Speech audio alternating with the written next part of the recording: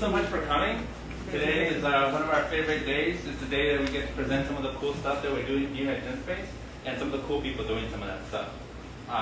So, for those of you who might be new to Genspace, Genspace is the world's first community biology lab that is trying to give people open access to science in the neighborhood. So, running the ship, the Genspace ship, is Vanessa Fleury.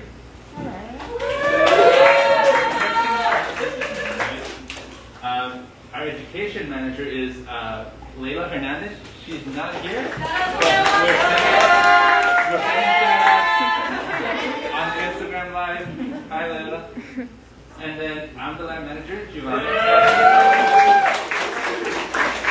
And then at the helm of the ship, Beth.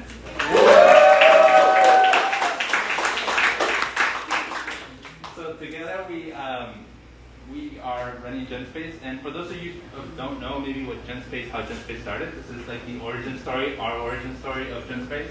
Back in 2009, scientists and artists and a journalist all kind of met in a Brooklyn living room, and basically they all had a mutual interest in biotechnology, and they found this, they decided to say, can we make a space where we can all do biotechnology together and can be open access? 13 years later, we're still here doing it, and what we're thank you. So what we're now trying to do with Genspace is follow our mission, which is to empower people to explore science, not only to answer their questions, but also to have some ideas they can manifest and also take those ideas and help the community.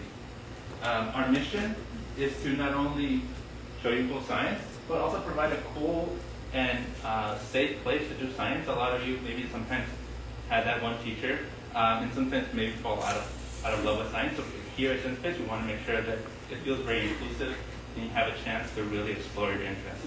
So that's our mission. So Genspace has been a place for artists, a place for scientists, a place for entrepreneurs.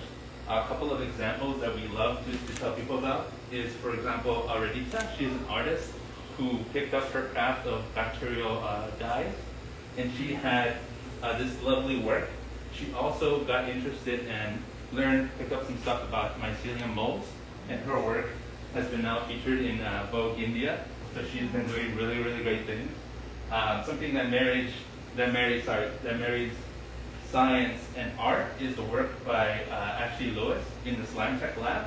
She uses slime mold as a medium to tell these really compelling stories about immigration and equity, and also having the science twist to it and studying how the mycelium moves over different surfaces. And lastly, OpenTrons has been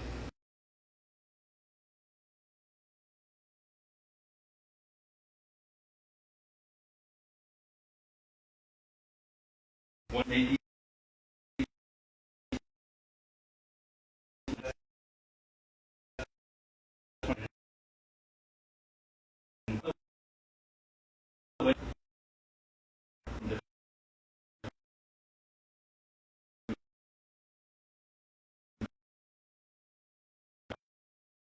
So we're not only a place that gives you access to the lab to do cool stuff, we also do a lot of events and outreach. Just for some examples, our Planet Microbes, coming really soon, is headed by the editor of one of the biggest science journals, Nature. He constantly gets papers coming across his desk, and the ones he finds the coolest, he'll bring to Genspace and just have some time to just explore them, see what's cool about them, have some beers, hang out in the roof. So if you're interested in that kind of journal club, definitely come to Planet Microbes. We also have a Cyborg Reading Group, which is our reading group that looks at how science and society kind of mesh and see what kind of cool books come in those genres.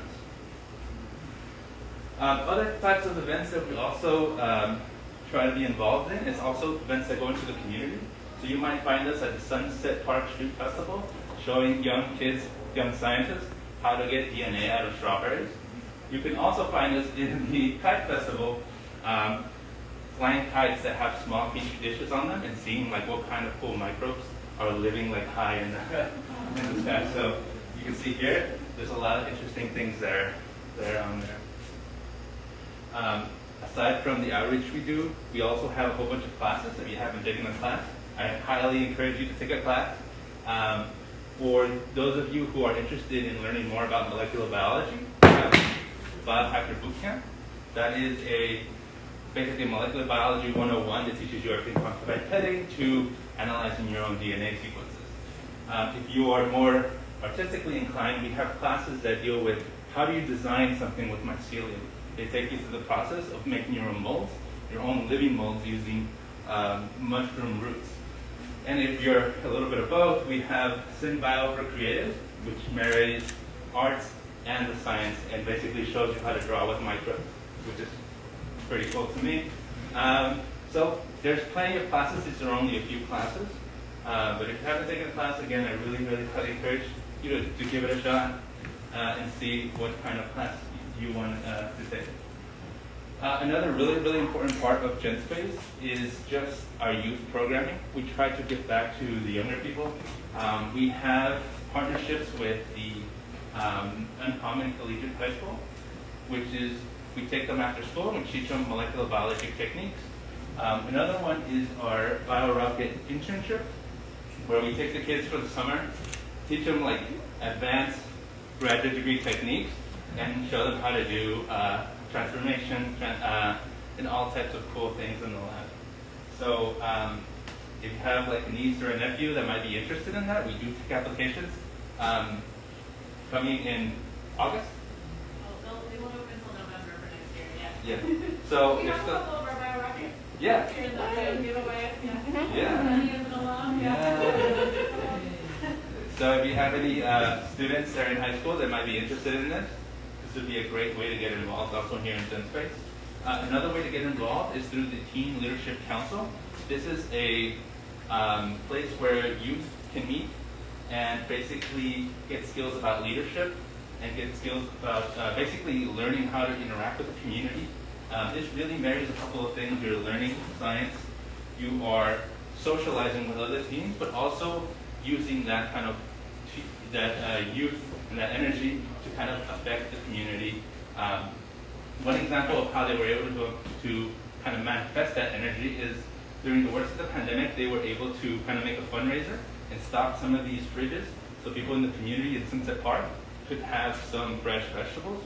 Another example is they were making science kits. Again, during the pandemic, they were making science kits, working with the library and distributing some of these things to kids that were probably stuck in their houses and wanting some kind of science interaction. So they really do a lot. They meet. So if you have any nieces, nephews, sons, daughters, grandchildren, anyone, please send them our way.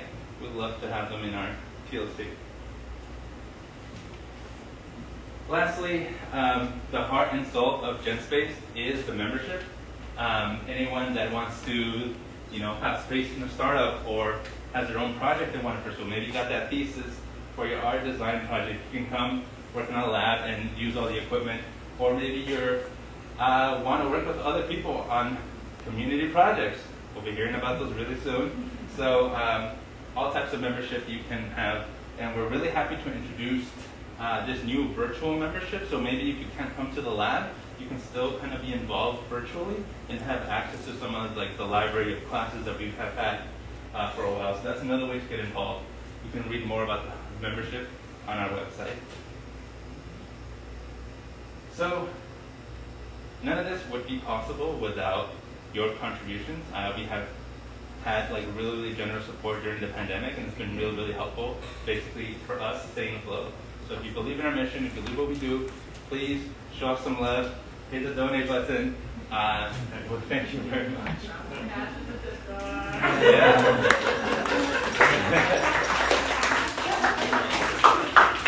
Thank you. We really do appreciate it. Even a little goes a long way for us. So for tonight's agenda, essentially we have been hanging out, eating some of the food. Thank you so much, Vanessa, for all the food. Thank you, Vanessa. We've done some introductions of Genspace, who we are, what we're about, and then next up we'll be doing some presentations from FIT students.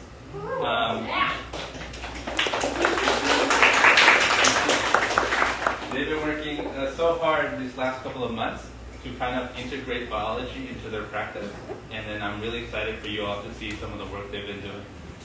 We have a table set up here so you can look at some of the artifacts from their actual research. So once we're done with the presentations, you can definitely look at those samples. For right now, they will be doing a 7 to 8 minute presentation followed by some Q&A.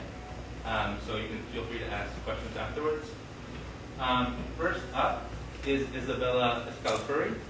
She couldn't be here today, but she left us with a video, so we'll be playing that video and then going on with the rest of the scholars.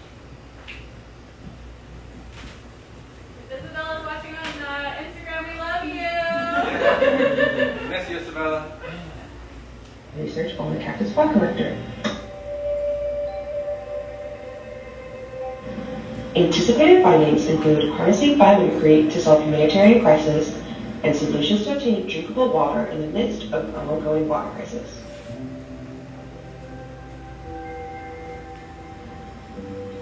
Half of the world's population could be living in areas facing water scarcity as early as 2025. By 2071, nearly half of the 204 freshwater basins in the U.S. may not be able to meet their monthly water demand. Being from Texas, I personally witnessed water levels lowering across the state within the last decade, especially in the Austin area. So why cacti beetles? Cacti are known to be able to survive in harsh and arid climate. Therefore, how do we incorporate the plant's characteristics into sustainable water collection? Some cacti can hold 200 gallons of water and can store up to 4 months. Researchers are studying the properties of cacti to replicate an efficient water capturing system. A major component of this system starts with the cacti needles. These needles have microscopic grooves allowing them to grab moisture in the air. Gravity will then trickle the water down from the needle to the areole, the spongy fiber in which the needles grow out of. Once the water droplet makes contact with the areole, it is then stored into the ribs of the cacti.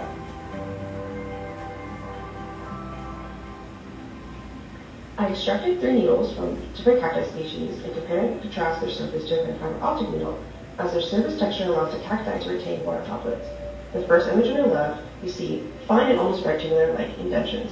The second one in the middle has deeper indentations, making it harder to determine the shape. And then the third, on the right, has a warped and even a hexagonal honeycomb-like pattern across the surface.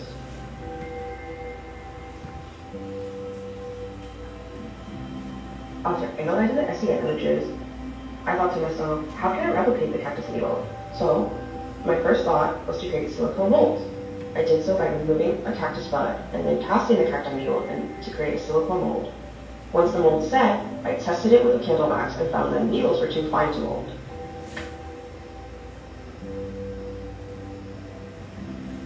Since I couldn't replicate the needle using the silicone, I decided why not make my own. Using Tinkercad to reflect the observations made in the SEM image, the CAD model demonstrates rectangular grooves on the surface of the cone. Once I was satisfied, I made several copies of the needle and attached them to the base of the cluster at different lengths and angles.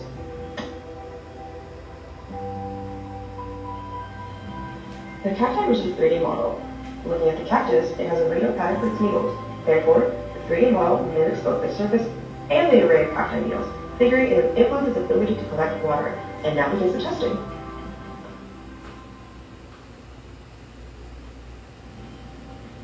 Trial setup. So, the setup includes distilled water, scale, hydraulic lab jack, medium-high humidity level, natural sponge, PVC humidifier spout directly aimed above the flock collectors, giving the prototypes the best testing conditions, because if it didn't work in these conditions, it's not going to work at all.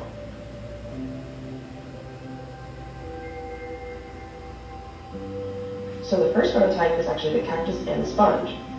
As you can see in the image on the right, the water droplets actually nest on top of the needles without breaking the seam retention, and the sponge is used to hold the model and collect the water measurement.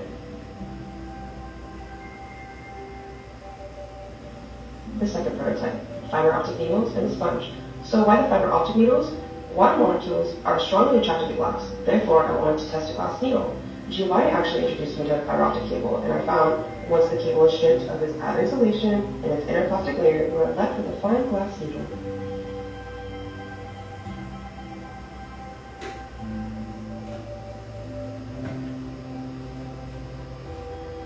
Here we have a 10-second time lapse of each fall collector. The first one, the cacti bud, collects water by capturing condensation of its needles. The water droplets use gravity then to slide down towards the base of the needle cluster. And the second one, the water condensates on the glass fiber optic. Then gravity pulls the water droplets down to be absorbed by the sponge. And then lastly, the 3D model, the water condensates on the tips of the resin needles, flows down to the center of the model. Once enough water accumulates in the center, water will then spill off to the sides to be absorbed by the sponge. I collected the data above by scanning the fall collector's weight and grams before and after each trial. The research shows that there was a positive trend line for the 3D model. I had actually anticipated that the cacti would be the best performer, since it's the model that is being replicated in synthetic fall collectors.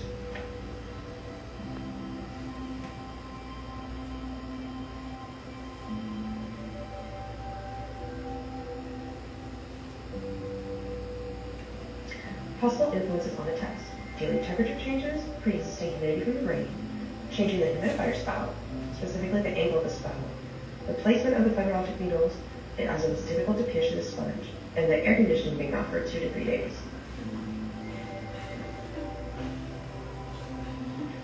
Feature development.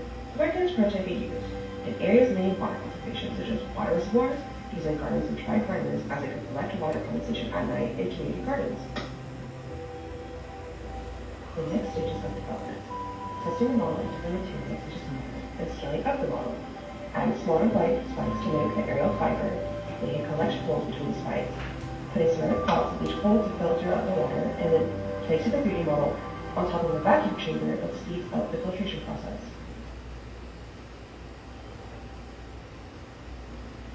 By testing different materials, the experiment proved structure, shape, and surface has influence on how much water can be collected. I found through my experiment that geometric array of spines factors into the efficiency of the water collecting process. Overall, when it is a total in doubt, look back to nature.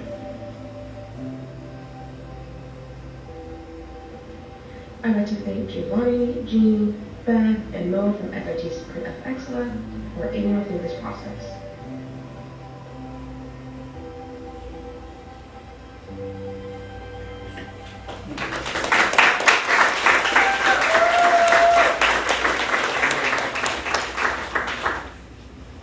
So she's not here, so we'll skip the questions, but if you have any other questions, I help, so I can definitely answer them later on. Next up is Idil.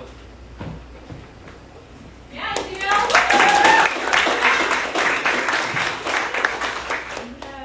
Hi everyone. My name is Idil. I'm a student in FIT, and my major is fashion design. I minored in efficient sustainability and history of art. And I was in the Genspace Scholars program this semester. So my material is called Plashroom, and it's a 3-layer biomaterial that can break down plastic after it's been used and composted. So why microplastics? So microplastics are small particles of plastic which are smaller than 5 millimeters. And here's some interesting facts about microplastics.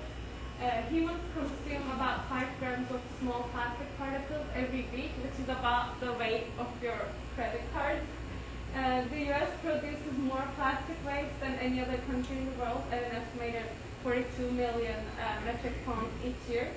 So that is why I wanted to focus on microplastic pollution and find a solution, like a sustainable solution for the environment. And I wanted to create a bifunctional material that can benefit both humans and the environment. So I wanted to focus on plastic-eating mushroom. And this one here at the top is my main mushroom. It's called plastic-eating mushroom. That is the scientific name. And I also wanted to try split gill and pearl oyster in my experiments to support the experiment. So the plastic eating activity happens at the mycelium part, which is basically the root of the mushroom. So this is the fruit part of the mushroom, and these are mycelium parts. So the main mushroom I'm using can break down polyester polyurethane, which is included in like spandex, nylon fabrics, or synthetic leather. And split gill and pearl oyster can also break down plastic when they're combined. So I like glue them separately, but when I'm trying them in layers, I combine most of it. So this picture shows an example of a fungi, like how it breaks down plastics. So those are the strains that are used in the breaking down activity, and they produce some enzymes that can break down different kinds of plastics. And these are the compositions of different kinds of plastics. This is nylon. Nylon is one of the plastic-eating mushroom can break down. So I use I use 3 techniques to grow the mycelium and to see the optimum way to grow each one of them. So I use malt extract agar plates, malt extract broth liquid, and grain substrate. And these are, this table shows the growth of different mycelium in different days. So, like, one of them, pearl oyster mushroom, likes the agar plates better, and the other two created a lot of moisture in the plate, so they didn't like the plates a lot. But for the liquid ones, pearl oyster was way more slower than the plates, but split gill and plastic eating grew really fast. So for the samples, I just took samples from the liquid media. And for the grain, actually pearl oyster was overflowing the grain. So that also liked the grain, but the other two were still too slow. And we were also wondering how it looks like structure-wise. So these are some SEM images. So that one is the split gill on grain. So it's a dry sample. And for me, they both look like branches, and I think that was interesting. And that is the pearl oyster one. And the one on the right is plastic eating on agar plates. So because it was on agar plates, it was weaved into agar, so it's both like combined mycelium and agar. So my material is a 3-layer material. You can pass this around. And I wanted to create like effects of ocean and beach. So the bubbles you see on the material are just like referring to the beaches and oceans. So the middle layer includes the mycelium, growth thirsted mycelium, which means the mycelium is in dormant stage, so it's not actually active. But when people are done with the material, they can just compost the material, and then the mycelium can be activated in soil, and plastic eating activity will start. So it'll be isolated with 2 outer layers, which are compostable biomaterials. So actually humans will touch only that outer biomaterial layer, so the plastic eating layer will be in the middle. So these are some pictures of the bioplastics I tried, and then different kinds of layering I tried. You can also check them out after the presentation. And I have some grain jars and liquid jars, but just don't open them because they can grow everywhere. So Plashroom can be used for packaging of snacks or dry foods. And I wanted to replace single-use plastics like the ones we use in this lab or in medical labs, and also electronic packaging which also requires dry packaging too. So my next steps will be trying more compostable biomaterials and trying a different kind of biomaterial with food scraps so that they can be totally natural, not like heat-treated biomaterials. and testing the plastic eating activity with different kinds of plastics. So thank you to Giovanni and to my mentor if she's watching.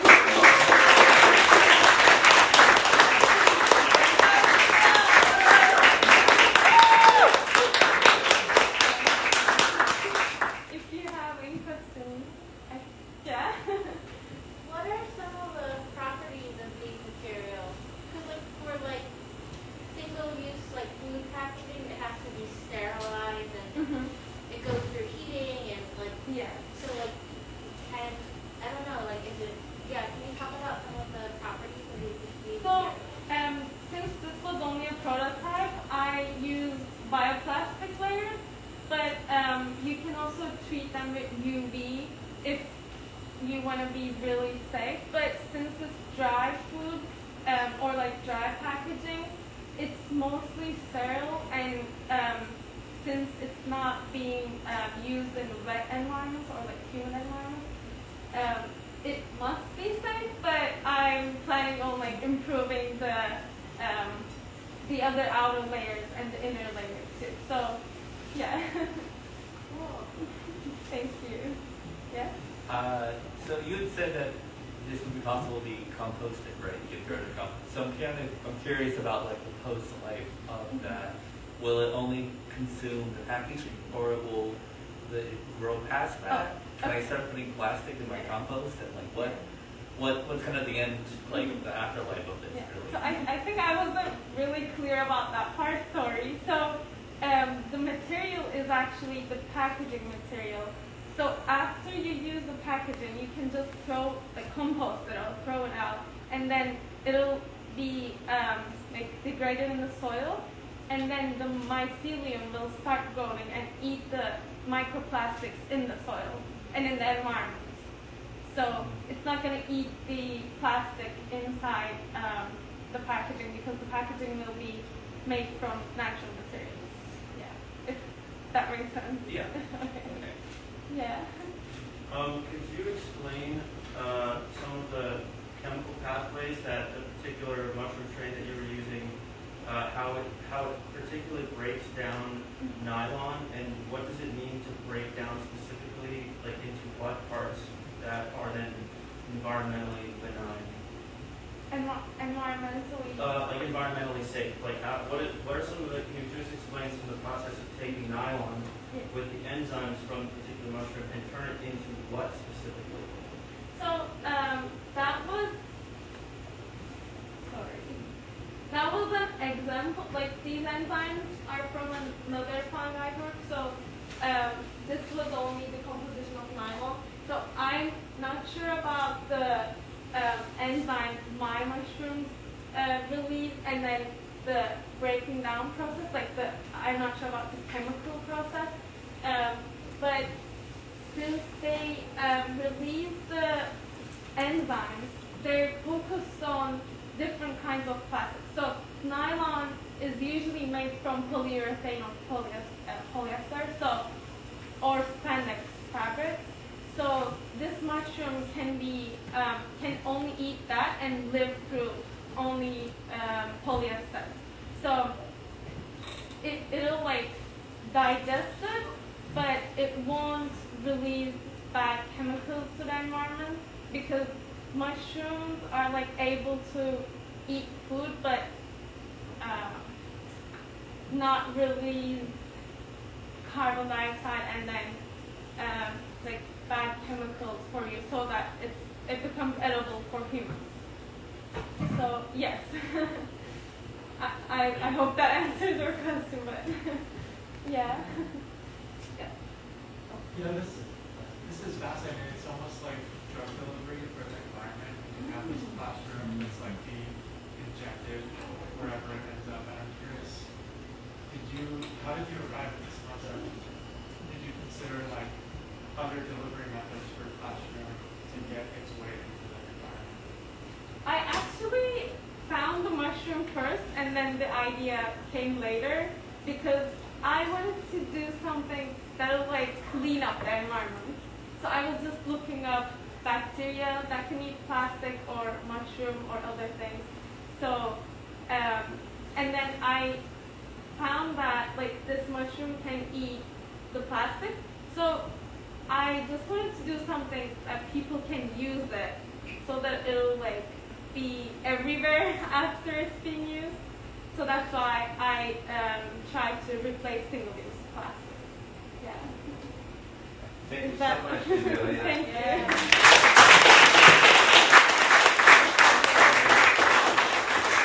If you have more questions, she'll be around, so definitely feel free to talk to her. With that said, next up is another FIT student, Heather. I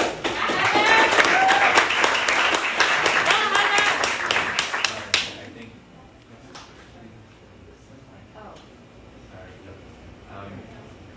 Susan, do you want to? Oh, okay. Sorry. No worries, no worries, no worries. Heather is coming up. Susie. Susie!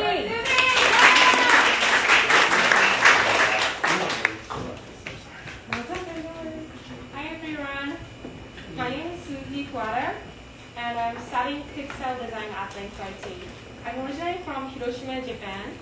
I've been a professional kimono stylist over 10 years, and then I've developed strong interest for textile design through working kimono patterns. And today I will present my research on public eating insects.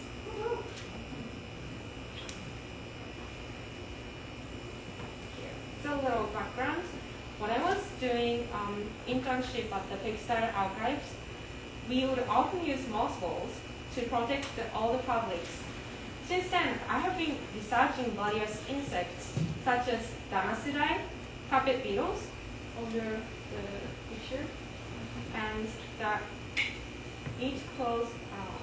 Since insects mainly like to eat animal protein such as silk and wool, and are particularly drawn to food stains. It struck me that the bite marks left on the fabric, the fabrics, looks almost like a patterns. From this inspiration, I came up with the idea that one might be able to use insect behavior to create designs. I'd like to control the insects to some extent, but they're not aiming for 100% control. Later, for a level that leads to a co-design process between human and insects. Here's some couple examples for other ways the amazing process are used creatively in clothing designs. First, darning is a traditional fabric repair method that replaces damage with artistic touches. The next one, bottle, is a Japanese practice to reusing old worn-out clothing as a base for making new garments. Considering these methods, which recontextualize the fabric damage as aesthetic part of design, helped me reach a similar idea with insect damage.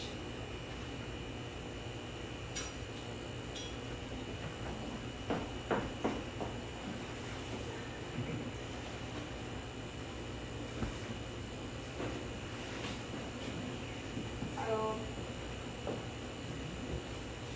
the insect I'm using, this experiment, is called domestic beetles. Still small to see it, but it's there, so please. So the most famous close eaters are carpet beetles and close moth. But I choose this species from same family as carpet beetles for this experiment. They are used for making skeleton specimens because they are carnivores, they eat meat, and so for this purpose, it's easy to get.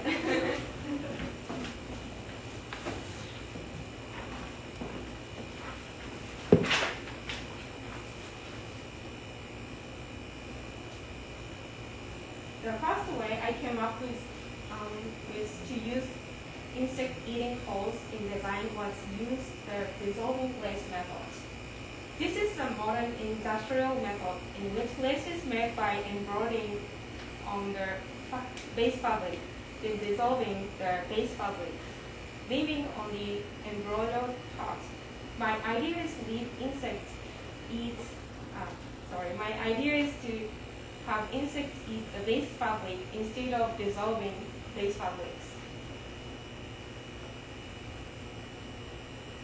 For this purpose, I have selected a range of fabrics to determine those which the insect will eat and those that they do not. Since they go known on the packing tissues during the transport, see image 1, I thought they would eat cellulose fabrics, but they didn't. Since domestic beetles are carnivores, I thought they can eat silk or wool, image 2, but they didn't. The image 3, I was thinking maybe dyeing process or some chemicals on the fabric affect their reluctance. So I tried pure wool fibers and silkworm cocoons, but they didn't eat. But we saw lots of fibers inside of the wool fabric to mold inside of the fibers. And fourth image, I made the wool with jerky powder.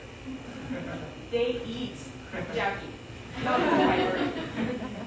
And image 5, maybe they can eat pure protein fiber. So we tried to make pure protein fiber using gelatin, injected gelatin into alcohol.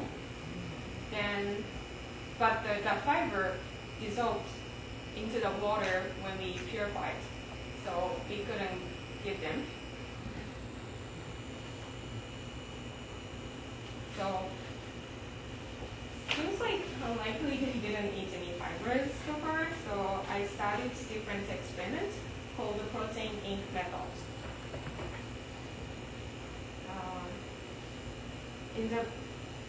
In the protein ink method, a design negative is painted on the cross with the protein solution, so that insects eat only the painted background. To do so, I looked at the several amino acids they prefer. First, I tried wipes soaked with bonito cloth and peptone, but they didn't eat wipes, but they made a hole on the marine sponge that I use as a base. And third picture, I tried several amino acids mixing with agar and gelatin. It seems like their favorite was tyrosine. So I called it tyrosine agar with cotton, but they didn't eat it. And it seems like they like dog food. So I soaked the salt with dog food, but they didn't eat any fabrics.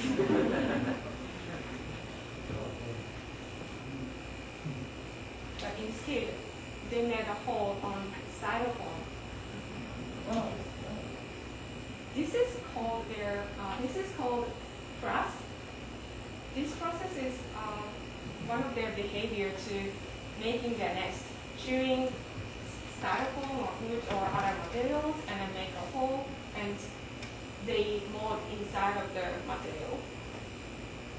And this is the SEM images. You can see molded skins next to styrofoam. And at this point, this is the only sample that I have with insect holes. So I made the designs out of the styrofoam holes using the CAD. But finally, I found a way to they made the hole.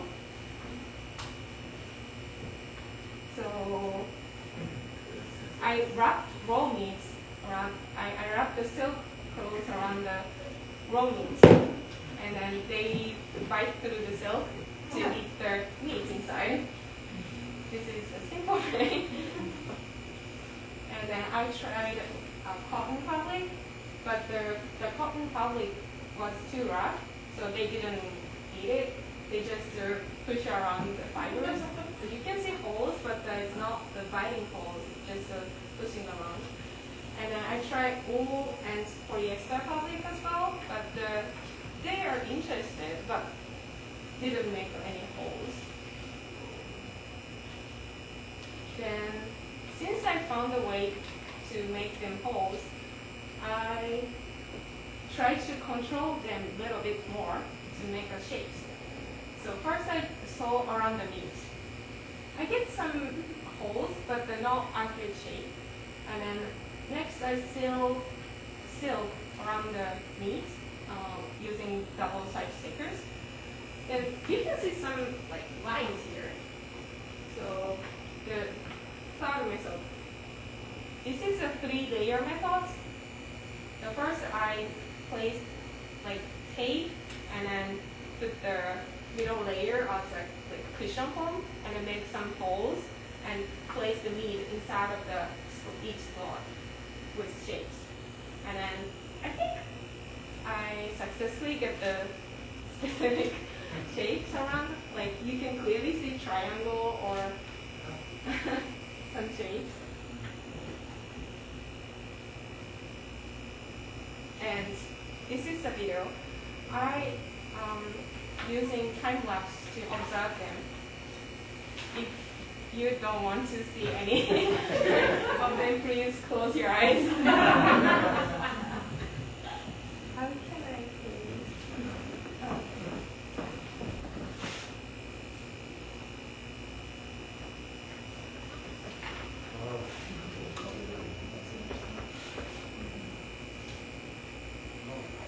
So in this video, you can see clearly attention they give to eating through the closed pockets made with 3-layer methods.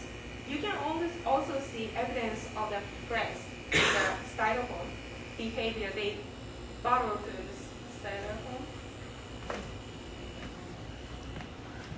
Maybe not. Yeah, this is on YouTube, you can see it. Actual.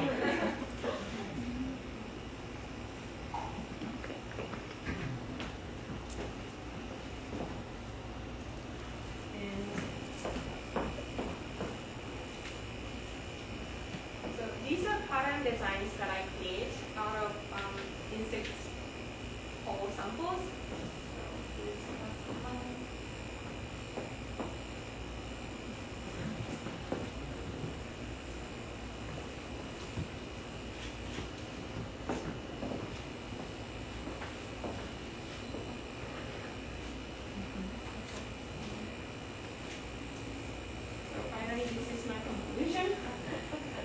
Domestic beetles didn't eat clothes or natural fibers. They also didn't eat clothes soaked in amino acids. They prefer raw meats to dry meat. I was able to successfully get them to bite silk wrapped around the raw meat. However, they didn't gnaw on wool or polyester fabric even with this method. I also had success in causing targeted bite marks in pattern with the 3-layer methods.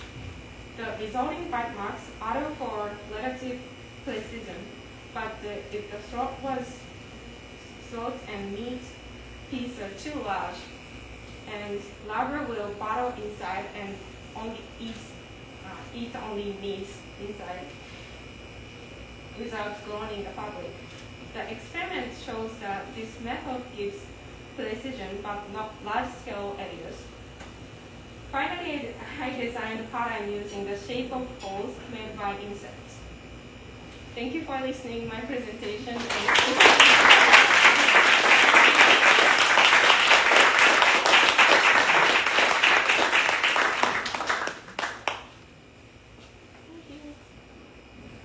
So these insects, they eat meat. Do they eat the humans? After you died, yes.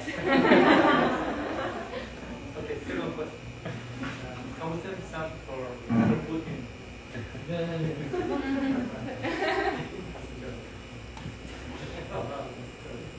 have two quick questions. For the first one, did you know like what kind of material these feels beforehand, or you were doing experiments to find out what material? I know they can eat fresh meat, but I didn't know if they eat properly. And thank you. And my second question was, what was the motivation for doing this experiment? Was it to reduce like fabric waste, or to do some inspirational designs? It's more inspiration because I got some inspiration from music writing while I'm working at the textile archives. Okay, thank you. Do you have any plans to continue like with more experiments for some other thought? Like, do you have any other continuations you're thinking about? Yes, since I can get some control, I think I want to try more like design, not those small holes. Yeah. So, who was able to like modify the fabric and like design the fabric? Are you gonna plan to have some co-design a larger photo or the larger piece itself, or are you keep it at the fabric level? I want to try a bigger scale, but since my case is that size, It's a lot of people. I mean, yeah. If they're hungry. Cool, thank you so much. Thank you.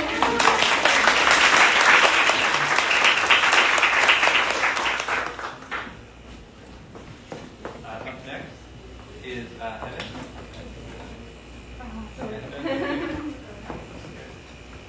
And Heather will present her project. Yeah, go Heather! Go Heather!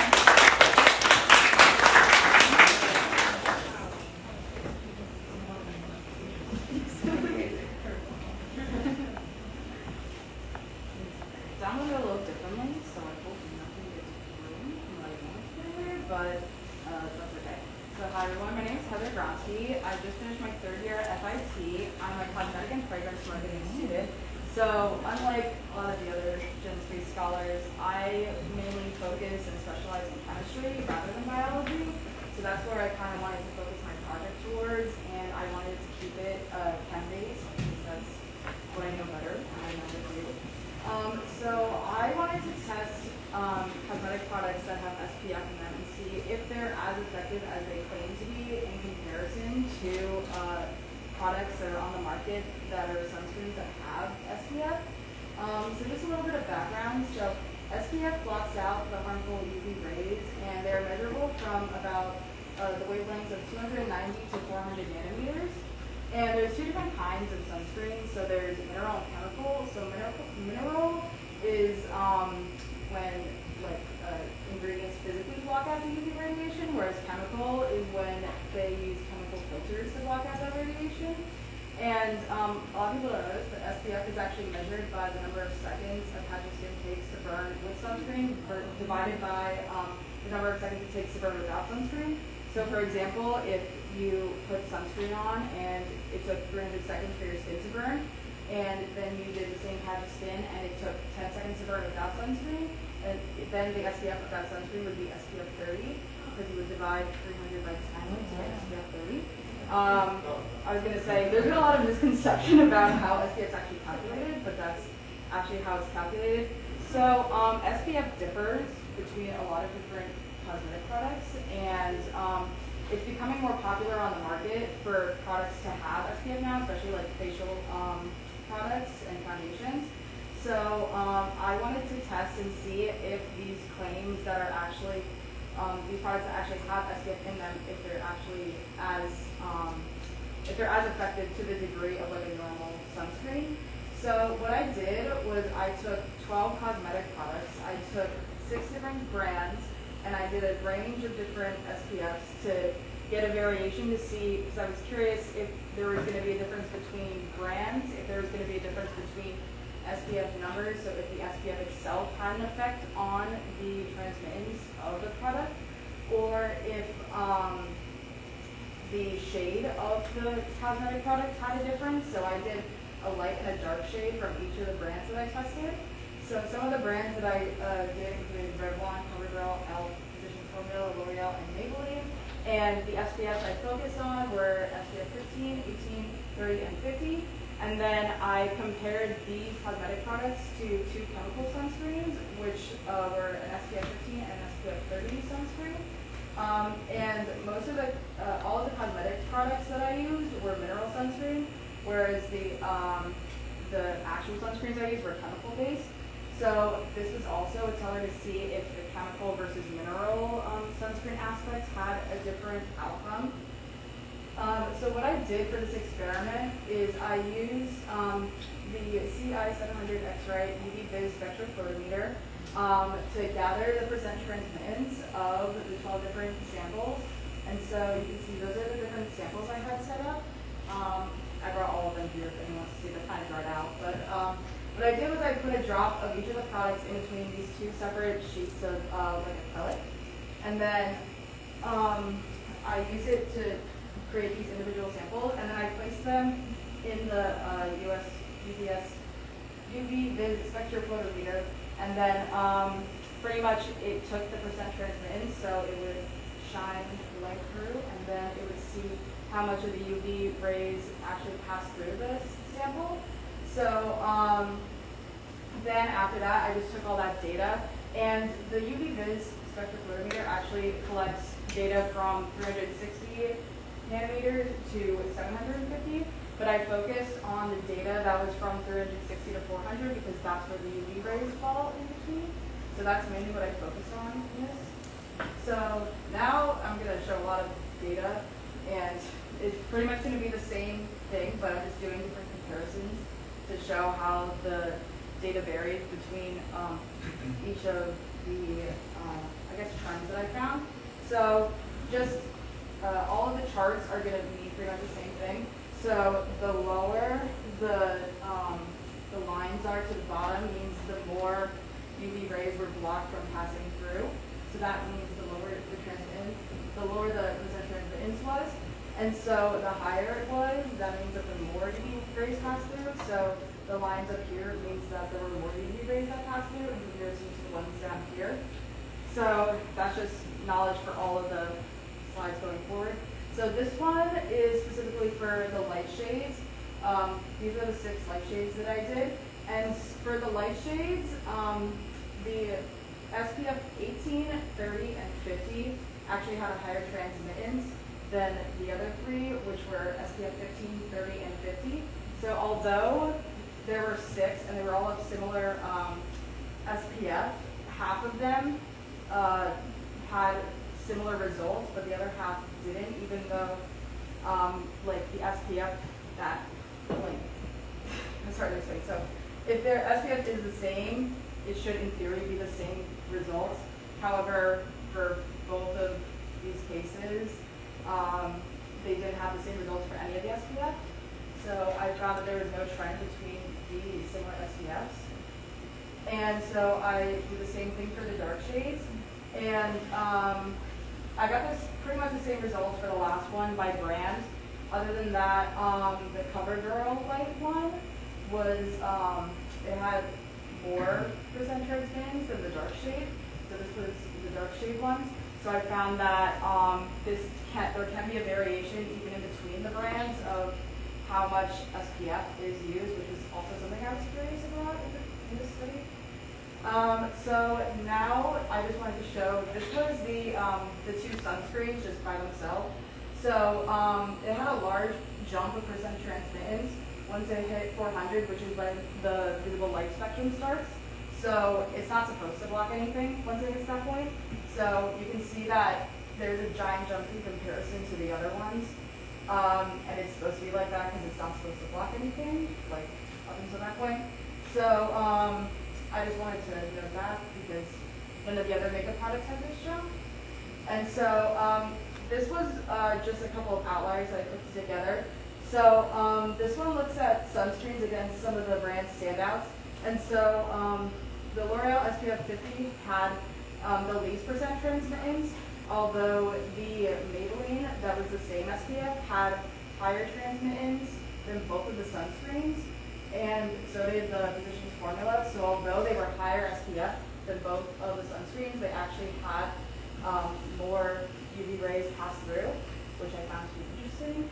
And then this is for all the products that were in the SPF 15 range. It was found that all of the products besides the CoverGirl one actually had a lower percent transmittance, but none of them had that large spike into the visible light spectrum. And then for the ones in the SPF 30 range, it was found that there was inconsistencies because so the SPF 30 had that jump, and there were some that fell below the sunscreen, which is the one in orange, but 2 of them fell above. So there were inconsistent results with this level, so it's hard to draw a lot of conclusions. So with this, I kind of came to the conclusion that SPF in cosmetic products are effective to some degree, but I think it varies by brand and how much the brand wants to put in it. And they're kind of, it was a little too inconsistent to draw any like conclusive results. And I also found that I felt that mineral-based sunscreens proved to be effective, if not more so, than chemical-based sunscreens. And on the visible light spectrum, both the sunscreens allowed more light through than all of the cosmetic products. So moving forward, I think some of the next steps for this project that I think could be developed is that I think there can be more of a push for mineral sunscreens on the market, because mineral sunscreens are easier to absorb in the environment, and they're better for your skin, and they're better for all the way around. However, mineral-based sunscreen products just aren't really common on the market, so I think there could definitely be a push for that. And then I also think that there could be a test to test the degradation of these products over time in these different environments to see if the SPF in these cosmetic products would be affected by time, and like see how much UV rays is passed through over time and how different environments could affect that.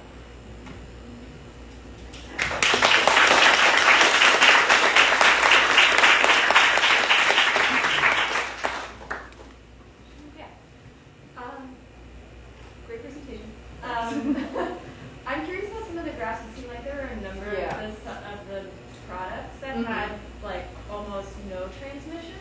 Yeah. And I was curious why you thought that happened, and if you thought it had anything to do maybe with other ingredients in the cosmetic products that might affect the way they work with respect to them. I honestly think that it's just because of like, I think it's a brand by brand basis thing.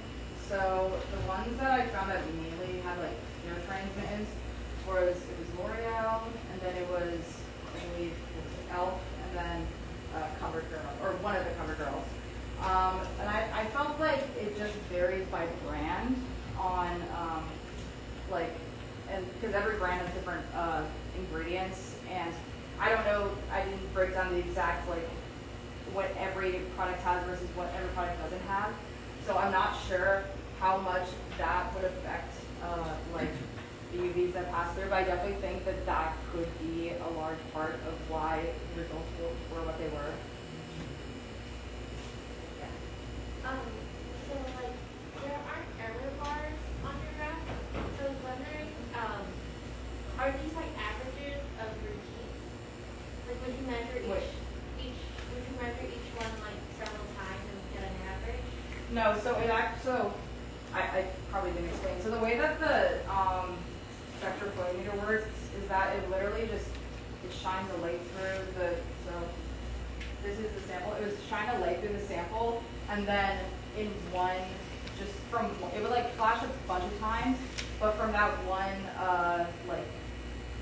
from that one take, it would get all the information from 360 to 760. So I actually have a lot more data than just this. I have like all this, I have a lot of numbers, but I just didn't put them on here because they didn't really mean anything. So so pretty much it would just take all those numbers at once and they just give them to you. So I was wondering if like, because like, when you're applying the makeup, depending on how much you apply, I was wondering if that would have an effect. yeah, I was gonna say that was the other thing that I forgot forgot to mention, but there was definitely like there's a lot of like error, like trial and error things that could be fixed about this. There's definitely some inconsistencies with like how much we applied to the exact like product itself for the samples.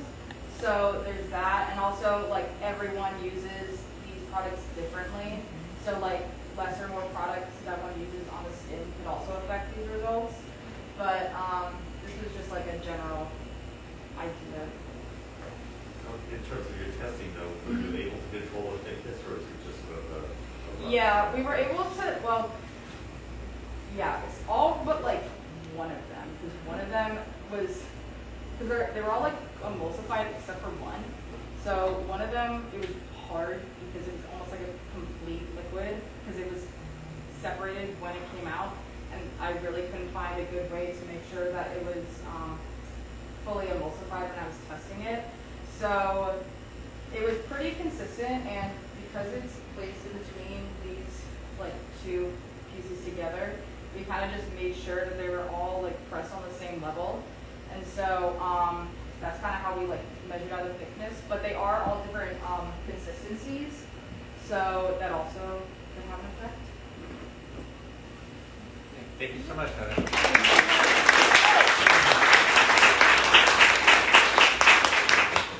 Again, if you have questions or want to check out the product, please feel free to ask them, and she'll present a little bit more about their stuff. With that said, next up are going to be the community projects. So this is some of the things that happen at Genspace, the group learning that happens. I think first up is Open Plant. Yeah. So Tina.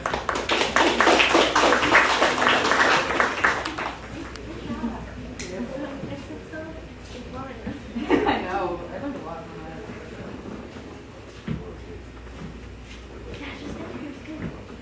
Hi guys. Hello. Hello everyone. My name's Tina Lai. I lead the Open Plant project. This is Jeremy Hoffman. He's a member of Open Plant. And there are a couple other members floating around. Raise your hands.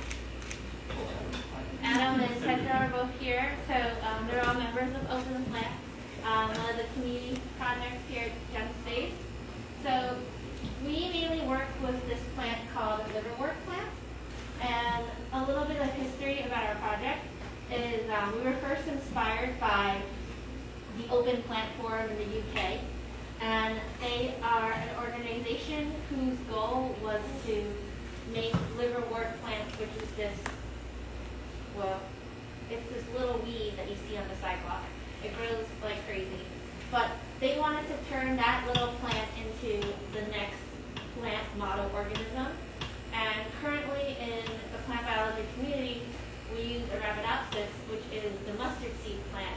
But as you can see all the plants and vegetables and fruits in your supermarket, they're all very different. Plant diversity is huge. There's so many different plants. How could you just base all of plant biology on one model system?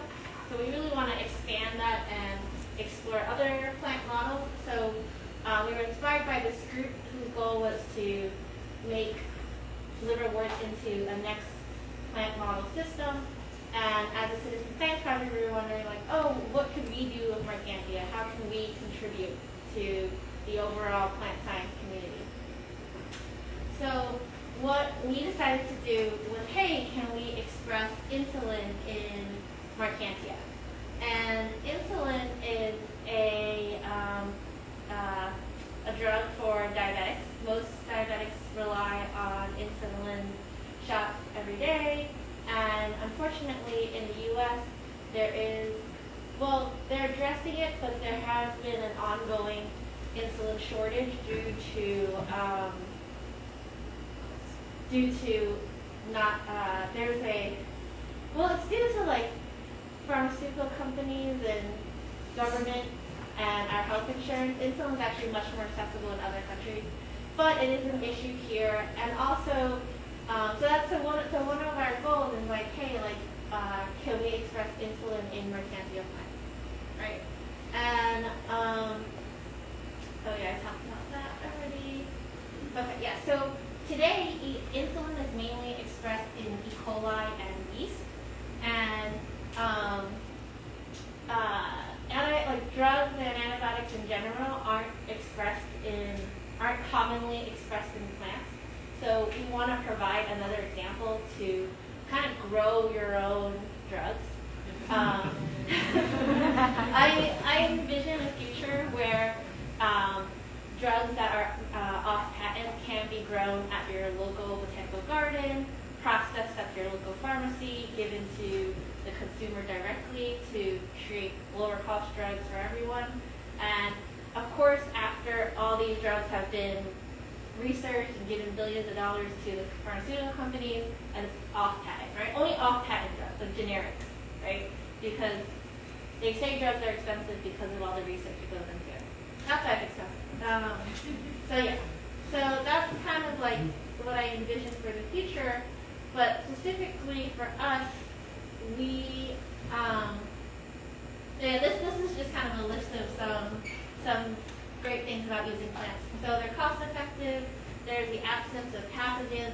Like unlike E. coli, producing drugs in E. coli, you can grow the plants in vitro in a microbe-free environment. So right off the bat, you don't have to worry about bacteria because in your plants, and you grow them bacteria-free. And also, unlike growing drugs in bacteria, growing drugs in plants have that eukaryotic post-translational modification machinery. A lot of, like a new class of drugs called biologics are proteins that are just made for your body. And bacteria don't process proteins the same way we do. They have a lot of post-translational modifications that only happen in eukaryotes. So to start with that biologic drug production in plants is a step further away than like the current system with bacteria. So there's a lot of advantages to producing proteins in plants, and I would love to talk to you about it later. So this is our project roadmap. Basically, what the first step in our process is to use agrobacterium to transform liverwort plants to insert a ruby protein reporter system. Here we have, these are old, but we have some plants that we transform with the pea ruby. So you see how these leaves have these red spots. We also have more plants in the lab that you can check out later during the tour. After transforming the plants with the reporter system, we want to isolate and grow the transformed plants and take the most successful plants. We want to sequence them to determine where the ruby gene has inserted into.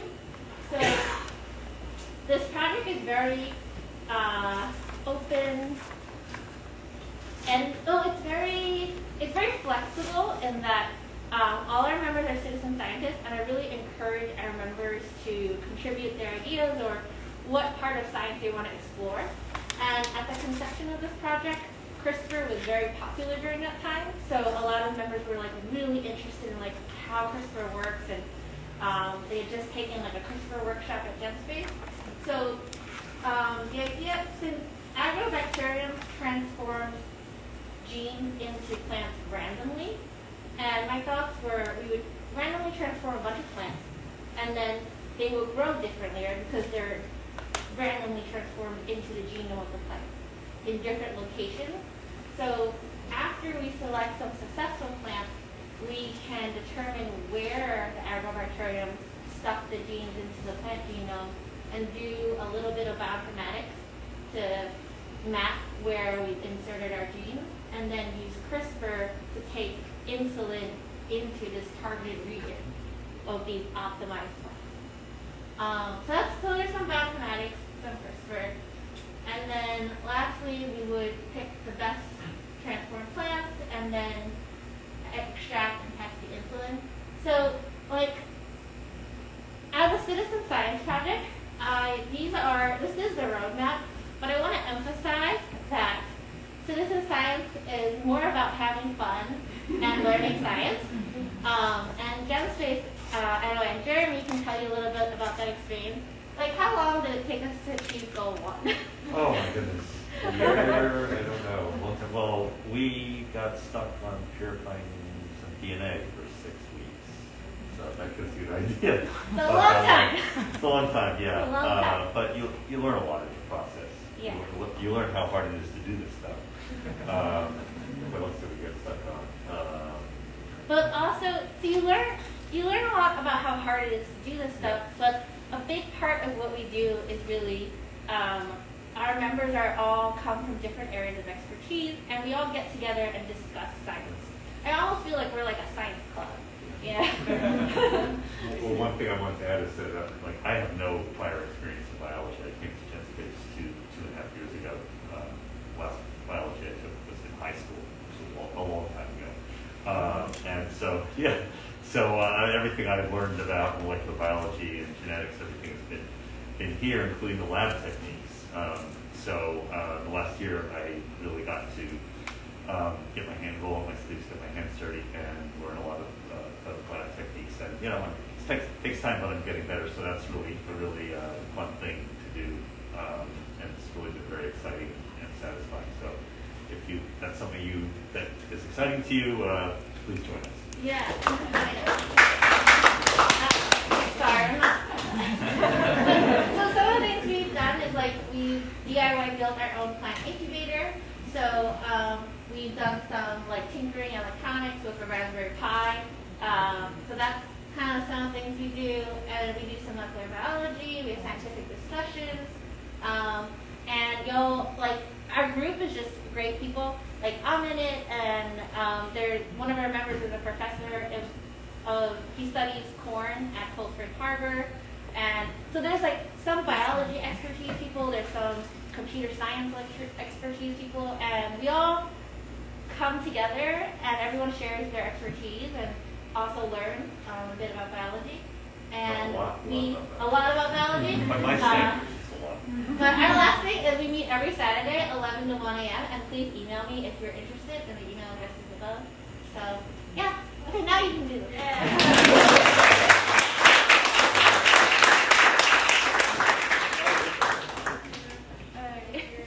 Any questions? Any questions? Is the way you incorporate the plasmid into the plant like similar to how bacteria or fungi or yeast takes in plasmid? Oh, no, actually.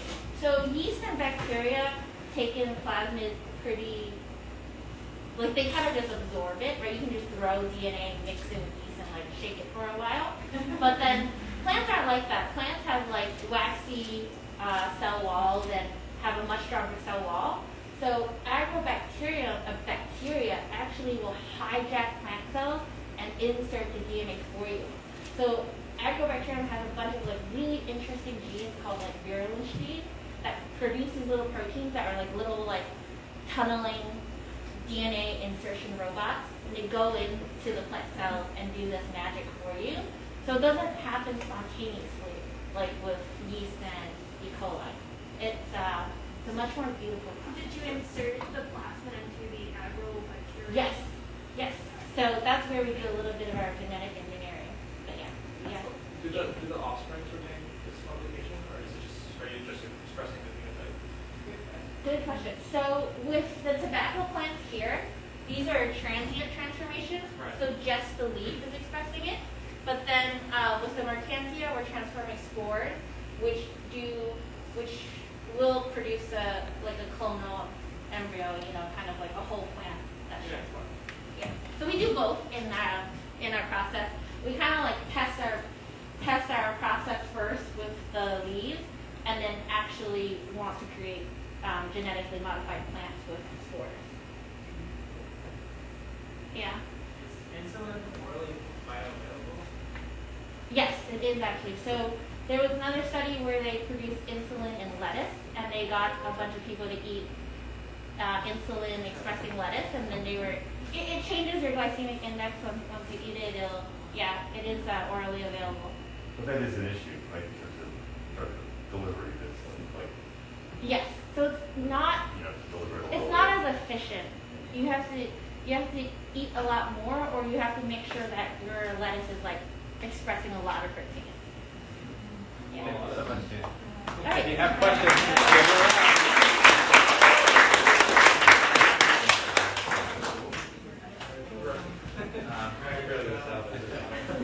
Next up, we have like small pitches for developing community projects, and the first one is going to be the Biomaterials Club.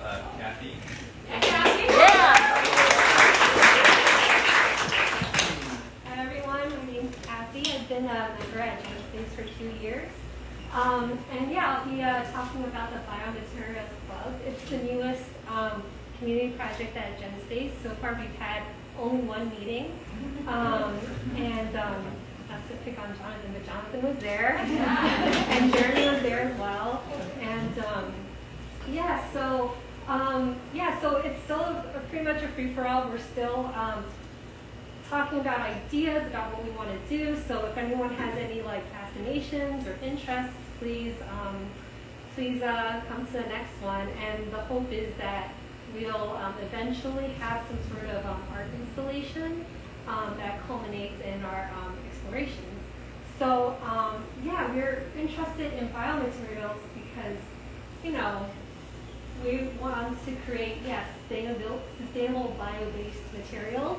And seeing as there's a lot of these workshops at Genspace, we would love to build upon a lot of these things that have been going on in the space. So I'll be going through a few of the projects and like ideas that we want to work with. So the first one being bacterial/natural dyes. So this one is a project from Aridita, sorry. And she was using serratia bacteria that creates this red pigment. And a few weeks ago, she hosted a workshop in which she taught folks how to dye different fabrics. So if you guys want to take a look, pass this around.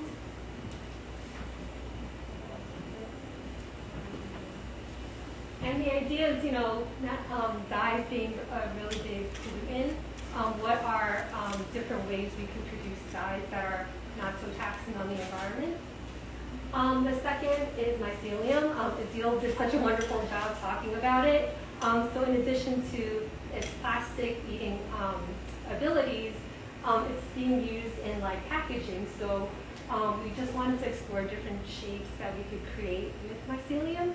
So one example in the lab that we have is that lamp up there. That's a mycelium lamp, and that was also done by this designer named Danielle Trophy, who had a workshop here as well.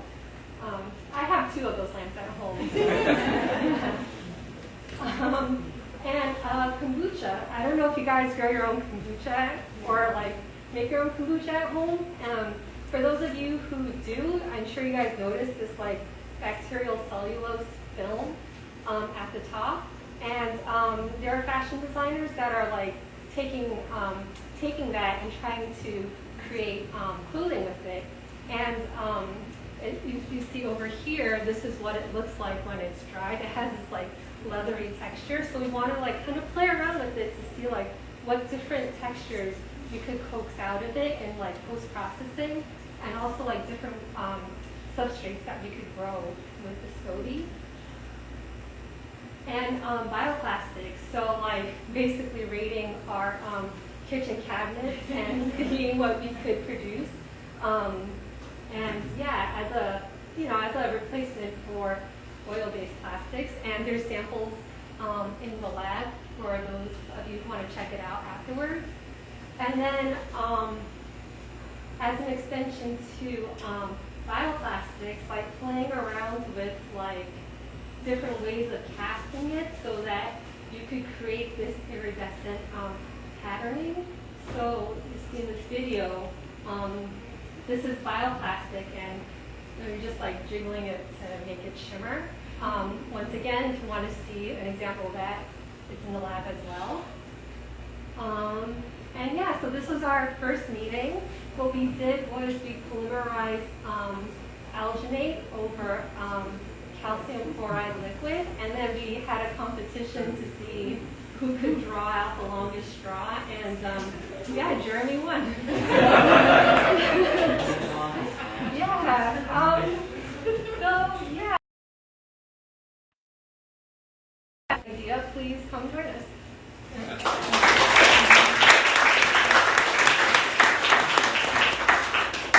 You can ask me or Kathy questions about the material club if you're interested.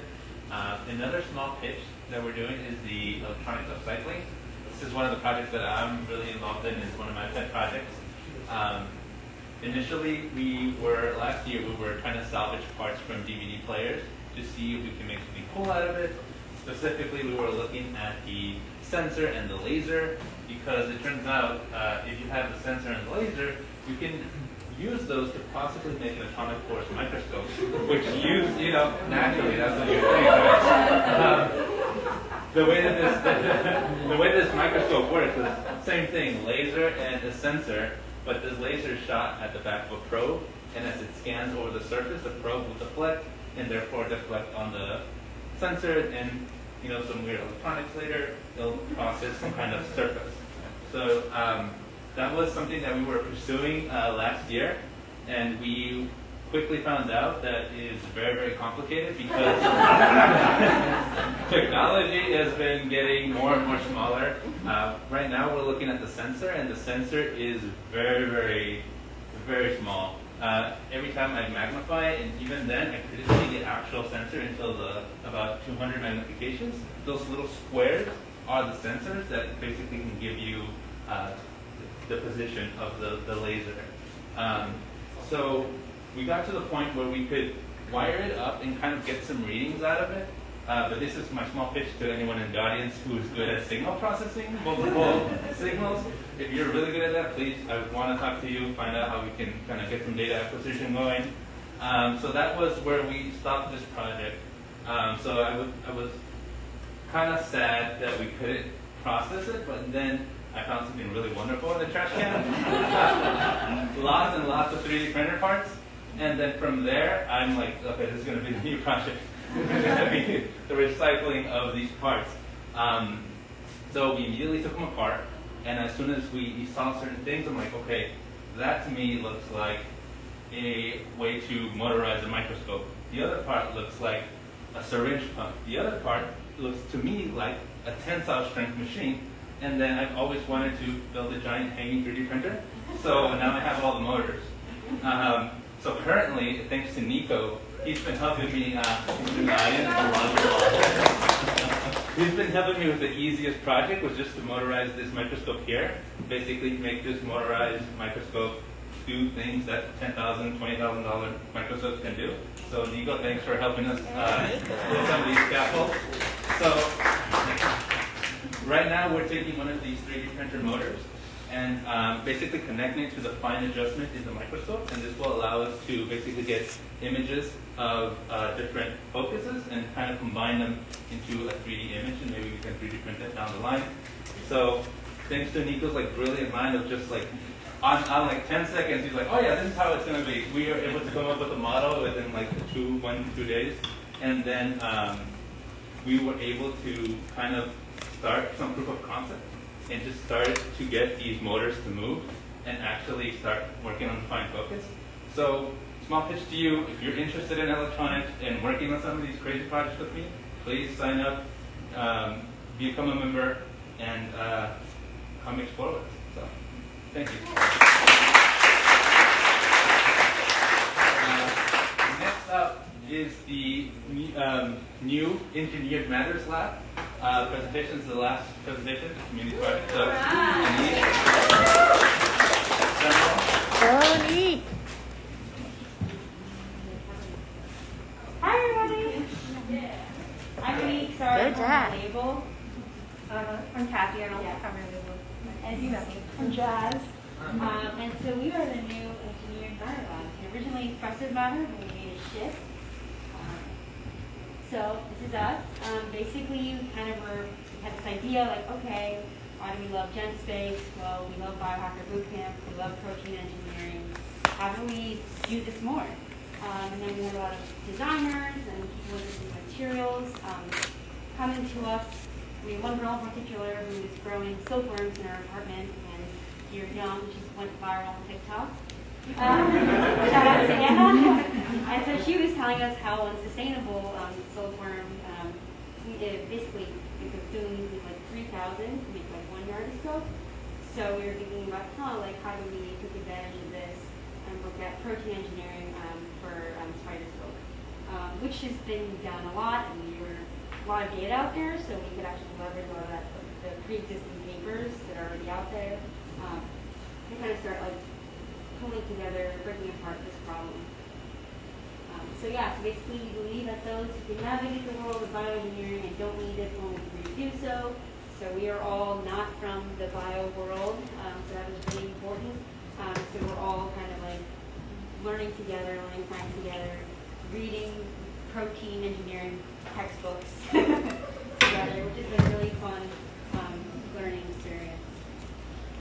So yeah, kind of like Genspace has been amazing in the sense that like, you know, we have access to a lot of the things that like Tina was talking about, the plasmids, so we can kind of like work together and collaborate with a lot of the other groups to figure out like, okay, what's the best process and roadmap for us. So yeah, it kind of talks about like sustainability and why we want to take on this project. There's also a lot of like ethical concerns with silk production. So, you know, thinking about like, okay, how can we do this in the lab and how do you make it more sustainable? You want to talk about the advantages? Yes. So we essentially figured out some different applications of spider silk. The two that we're focusing on are textile and beauty, although we're going to focus more so on beauty right now because spinning proteins is very hard. These incredible spiders that I no longer want to kill have this just incredible machinery that's hard to mimic. So right now we're focusing on beauty. What's really interesting about spider silk, it's essentially the holy grail of a lot of material scientists because it's stronger than Kevlar, it's very elastic, and essentially it has these repeatable motifs that can be mixed and matched for different types of purposes. So it's a great silk, or it's a great protein that can be engineered based off of the use case that you need. So textiles, medical, and beauty. So there's actually some research about using spider biocompatible, and it is biodegradable, so eventually it will just degrade within the body. Beauty, so we're considering it as a potential replacement of collagen. If you don't already know, collagen doesn't do much in skincare. It doesn't actually promote collagen growth within your body. It's more so of a branding thing. So if you're buying collagen, don't do it anymore. It's overpriced for nothing.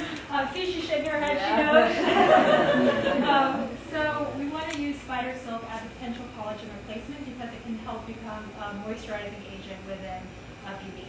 And then textiles is pretty much just replacing the silkworm industry with spider silk. So that way we don't have to use a ton of water, and we can create at ambient pressures. So it's just a lot more friendly as a processing, for processing in general.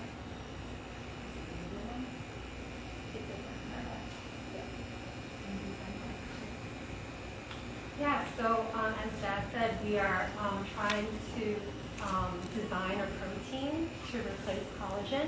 So very, very broadly, like what we're trying to do is we're right now using our desktops and laptops to design the protein, and then like we run it through Google's AlphaFold to predict the shape of protein. And then once we get the shape of the protein we want, then we will then backtrack and match the different DNA codons to each amino acid to create the plasmids. And then once we create the plasmids, then we'll try to express it in a Pichia yeast system. And the way we're designing the protein is we're going to look at collagen, right? So it's a coiled coil structure, and then we're going to use different spider silk motifs to kind of mimic the shape of the collagen. And then whatever miscellaneous, like you see under spider silk motifs, it's like GPGXX. Like XX are like miscellaneous residues. So whatever residue that's an XX, for example, we would just plug it in with something that the Pichia yeast has a higher percentage of expressing. That way, when we put it in the Pichia would have a higher chance of expressing the protein and actually creating this protein. So, yeah. Okay. And then those are some photos from last week's primal conference. So that was a cool result of looking at the proteins and 3D. And also AlphaFold, if you don't know, is a new protein prediction kind of model software on Google. So it's built off like the gaming, right? Like the gaming. Yeah. Different methods, but yeah. So right, so it's a brand new tool that it's really awesome to use for some kind of project. And free and open source if anyone, I'm sure they didn't like that, but it's the case. So if anyone wants to play around and do some protein modeling, then you can do like a Google Colab notebook in order to access it.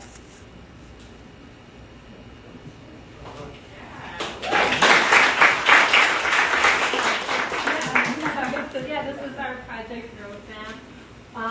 Yeah, I think what's really unique about this project is you really get to understand the computational side of biology and how that could be a good tool so that you could run a lot of like trial and error on the computer before committing to a plasmid and committing to the bench work, which I think hopefully will allow us to save a lot of time and energy in the end. I think that's the real last one.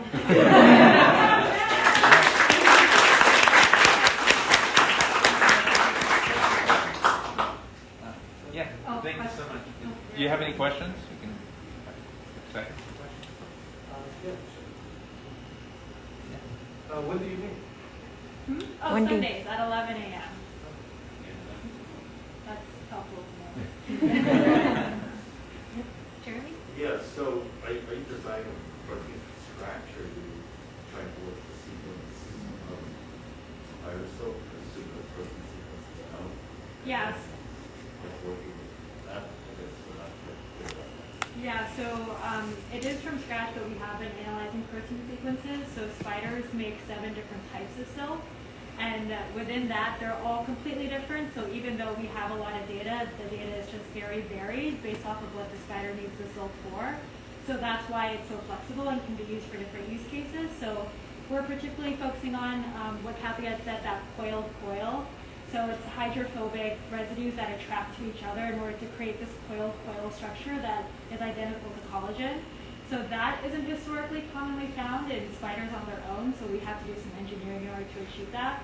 But we have been looking at spider silk proteins and their sequences first. Actually, on that note for skincare, so to wrap my mind around it, because I'm imagining silk is like long strands and all that. For the case of skincare, will it still be strand-like, or will it be? No, so yeah, it won't be, if we could get it into long strands, then we would skip skincare and go straight to the textiles. But that's the hard part. So it'll be on a much smaller scale. Okay. Yeah. But it still forms in a very strand-like manner, or? Yeah, if we get enough of it, then yeah, we could spin it until that way it gets to a strand-like manner, but as a skincare additive, it won't necessarily be like that. Okay. And they're short peptides, so they're about 50 amino acid sequences, so it's not going to be like a 3,000 amino acid protein that you can elongate. And we want that because short peptides can be absorbed by the skin easier, which collagen has to be hydrolyzed and become shorter so it can be absorbed by the skin. So it'll be different from like a textile version where you have like a longer actual sequence that you're pulling. Thank you so much. Thank you. Again, if you're interested in becoming a member, we have memberships on all types of tiers, whether you're a startup, whether you're just a person that wants to do a project they're interested in, or you want to learn in the community. There's a membership for everyone, and our new membership is the virtual membership too. So you can find all this at genspace.org/join the lab. With that said, if you want to hang out, these are the meeting times. Open Plan meets on Saturdays, Expressive Matter meets on Sundays, Biomaterial Club is a bi-monthly meeting on Mondays, and then Electronics Upcycling is on Fridays, but if we get enough people, we can move it to another day. So with that said, we're going to make some closing remarks and kind of preview you a little bit of what's happening in Genspace. That sounds good. Yeah, Vanessa and I are just going to close up with a little bit of odds and ends. Just wanted to point you all to our upcoming class schedule. So if all of that stuff kind of piqued your interest, but you don't know what you're doing yet in the lab, come take a class, learn a new thing, practice your skills. It's a fun way to get involved with the community and start to kind of get a sense of whether this stuff is for you, if you enjoy it. And especially want to point out things like Planet Microbes / our third Thursday social, where we're going to be up on the roof deck having some beverages and chatting about microbes. It's going to be super fun. And then the other thing I wanted to point out is the Tools of the Trade series, especially, which is free for members and a low-cost option. Thanks. We'll say that one in a minute, but just want to point those things out. And again, like things like CRISPR, data mining, anything that you can imagine you want to learn, you can do that here. Cool. All right. First, we want to say thank you to all of you for joining us today and coming to mingle. And this is a really special event for us. And thank you to our incredible FIT Genspace scholars and all our community project team. For the rest of the evening, we're just going to spend some time mingling and catching up with friends that you probably haven't seen in a while. I know some people, it's been some time since you've been in the lab. And if you want to take a lab tour, chat with some of our community projects or any of our presenters tonight. And if you want to talk to staff about anything, and we'll be closing up and just some time to mingle and closing up. So if you would be so kind to help us clean up a little bit, that'd be great. Many hands make light work. So always grateful for the help. But first, of course, we have to do some shout outs. It takes a lot to put these events together, and as we're finishing up the evening, we want to make sure that we are thankful for our community and everyone who made this a magical event. Thank you first to Giovanni for putting Leslie and Sydney. Sydney's actually on the live right now writing out all of the questions so we can get to them later. And also we want to be so thankful for them sharing their incredible gift of storytelling. If you've ever seen any of Genspace reels, if they amuse you, it comes from brilliant minds of Gen Z. And I have learned so much from them, and I'm just so thankful and really couldn't do it without them. And also want to say thank you to some Genspace is visual, so really thank you to our photographers that are volunteering with us, David and Pedro. Thank you. And then thank you especially to our mentors who our volunteer mentors who supported our FIT students, Claudia, Jean, Ross, and Regina. And then especially to our our scholars and community projects who presented their ideas tonight, no matter how nascent or colorful. We love the creativity and ingenuity that you all bring to the lab. Thank you. And finally, we want to mention we could not do this work without the generous support of our donors. Thank you especially to anyone who donated for us to be able to provide some delicious snacks and drinks tonight. And to our government, university, foundation, and corporate partners. We recently received some amazing donations of supplies and equipment to the lab, so thank you, Savannah and Roy, if you're on the live, thank you so much.